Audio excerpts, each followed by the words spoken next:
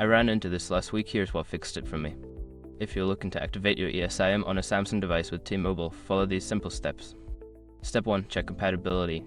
Make sure your Samsung device supports ESIM functionality. Most recent models do, but it is good to double check. Step 2. Get your ESIM activation code. Contact T-Mobile customer service or visit their website to obtain your ESIM activation code. This code is crucial for the activation process. Step 3. Open the settings menu. On your Samsung device, go to the settings app. From there, select connections and then tap on ESIM card manager. Step 4. Add mobile plan. In the ESIM card manager, select add mobile plan. You will be prompted to scan the QR code provided by T-Mobile or enter the activation code manually. Step 5. Confirm activation. Follow the on-screen instructions to complete the activation process.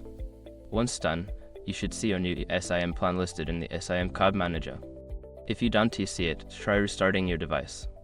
If you run into any issues, double check that you entered the activation code correctly. Enjoy your new ESIM setup.